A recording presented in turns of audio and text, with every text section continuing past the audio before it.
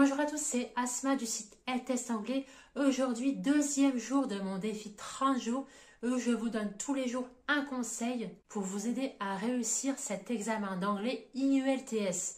Aujourd'hui, on va s'attaquer à la structure complète de chacune des 4 sections de cet examen d'anglais. Je vous explique tout ça après l'intro.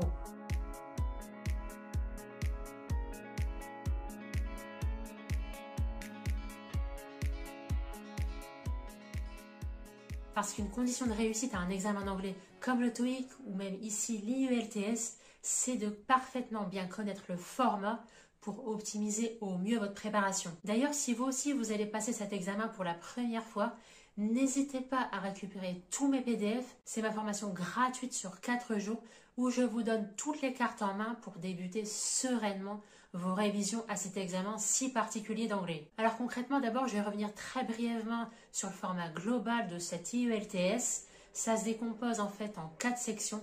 Chacune des parties va évaluer les 4 compétences d'une langue étrangère, à savoir l'expression orale, l'expression écrite, la compréhension écrite et la compréhension orale. Je vais m'attarder dans la suite de cette vidéo sur chacun de ces parties parce que c'est l'objet de cette vidéo. Mais pour rappel, l'objectif de cet examen, c'est d'évaluer votre niveau sur une échelle allant de 0 à 9. Et il est extrêmement pertinent dans la mesure où il va vous donner une évaluation complète et totalement équilibrée de vos compétences en anglais, et ce dans les conditions les plus proches de la réalité, dans un contexte international. Donc à présent, on va étudier de manière très détaillée chacune des composantes des 4 sections de l'IELTS. D'abord et dans l'ordre, vous avez la partie listening, la partie compréhension orale. Elle dure celle-ci 30 minutes où vous allez devoir écouter 4 enregistrements audio. Donc typiquement, ça va être d'abord une conversation de la vie quotidienne, ensuite un monologue d'information, ensuite vous allez avoir une discussion parmi plusieurs personnes et enfin vous allez écouter une conférence, celle-ci un peu plus académique. Après chacune de ces sous-parties, vous allez devoir répondre à des questions. Donc ça va être par exemple remplir un formulaire, un QCM ou des phrases à compléter. Donc moi le plus gros défi ici que j'ai trouvé, c'est de savoir jouer en fait avec les différents accents. Donc là à ce niveau-là, la difficulté elle est similaire au TOEIC où vous êtes obligé de vous familiariser au mieux avec différents accents en anglais. Et surtout, précision importante, vous n'avez pas le droit d'écouter une deuxième fois. Donc c'est soit ça passe, soit ça casse. Et d'ailleurs, pour vous aider au mieux, dans le jour 2 de ma formation IELTS, je vous donne une liste complète. Alors c'est une liste non exhaustive, mais les principaux podcasts en anglais et surtout par niveau de difficulté. Donc c'est intéressant ici de vous baser d'abord sur votre niveau actuel pour pouvoir conforter et consolider surtout vos acquis pour vous permettre de monter en compétences progressivement. Donc ça c'est cadeau, vous êtes libre d'aller voir tout ça en description. Alors ensuite on enchaîne avec la partie reading. La partie reading c'est la partie compréhension écrite. Donc celle-ci elle dure 60 minutes, 1 heure et il n'y a aucune pause entre les différentes sections. Alors là vous avez 3 textes à lire, 40 questions auxquelles vous devez répondre. Alors la particularité ici avec la partie reading, c'est que selon que vous allez passer l'IELTS académique ou le IELTS General Training, ça j'en ai brièvement parlé hier dans le premier jour, c'est que pour la version académique, vous allez plus ou moins avoir des textes qui font référence à des articles universitaires ou scientifiques. Tandis que pour la version General Training, là ce sera plus des annonces, des extraits de journaux, des documents professionnels, en fait qui correspondent plus justement au monde professionnel. Donc parmi les questions, vous devez répondre notamment par vrai, faux ou information non donnée. Alors ici, le principal piège que j'ai relevé, c'est le temps. Attention au temps, c'est extrêmement chronophage. Il faut très bien gérer votre temps et surtout durant vos sessions d'entraînement, vous entraînez dans les conditions réelles de l'examen. Alors ensuite, on enchaîne avec la section writing, qui est l'expression écrite.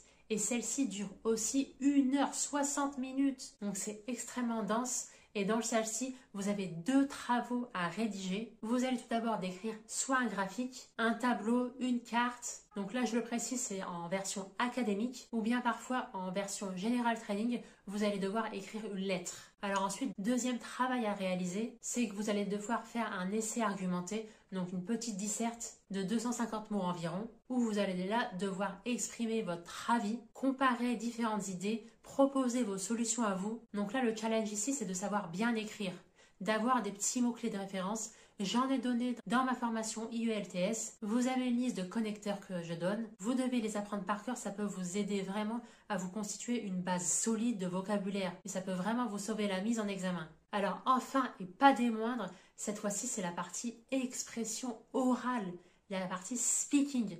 Elle dure entre 11 et 15 minutes et il s'agit d'un entretien individuel avec examinateur en face de vous et celle-ci est décomposée en 3 parties. Alors la partie 1, la première partie, ça va être typiquement d'engager la conversation sur des questions simples. Donc sur votre vie quotidienne, vos études, vos hobbies. Et ensuite la difficulté va aller crescendo.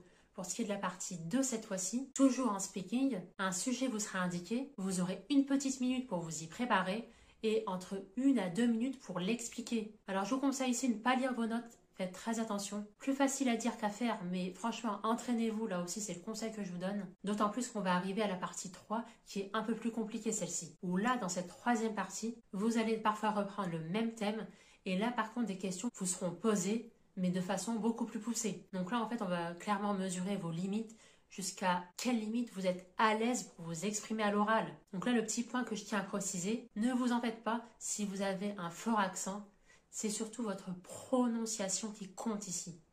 On ne vous en voudra pas parce que chacun des pays a un accent propre à lui, mais la prononciation, c'est ce qui est commun à tout le monde. Donc je tenais à le préciser parce que c'est souvent un objet d'inquiétude. Mais rassurez-vous ici, la prononciation sera évaluée, votre fluidité et votre capacité à exprimer des idées en parlant anglais. Donc pour ces 4 sections, donc vous allez avoir une note de 0 à 9 et ensuite la moyenne sera faite. Donc pour les 4 sections, elles correspondent au même coefficient et la moyenne des 4, ça arrondit au demi-point. Alors 3 petits points à avoir en tête. D'abord, combien de temps dure l'examen IELTS, que ce soit académique ou General Training, ça dure 2h45. Donc il n'y a aucune pause entre les 3 premières sections.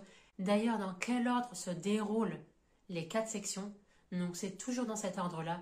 Listening, compréhension orale d'abord. Reading avec la partie compréhension écrite. Et enfin writing avec la partie expression écrite. Par contre, et c'est mon 3e point, la partie speaking, la partie expression orale, elle se déroule soit le même jour, soit à une date proche. Alors cette vidéo n'est qu'un bref aperçu de ce qui vous attend au test IELTS. Ce serait beaucoup trop long de tout étayer ici. C'est pour ça que je vous invite, si vous passez vous aussi cet examen d'anglais, à récupérer gratuitement tous mes PDF. Ça se passe en description, c'est sur 4 jours, c'est assez dense et ça va vous permettre de démarrer sereinement vos révisions et vos préparations à ce test d'anglais. Et d'ailleurs, si vous avez la moindre question, répondez à n'importe quel de mes emails ou alors mettez-moi un commentaire et j'y répondrai avec un conseil pour vous aider à surmonter votre difficulté. Et lâchez-moi un like avant de partir, ça me ferait très plaisir.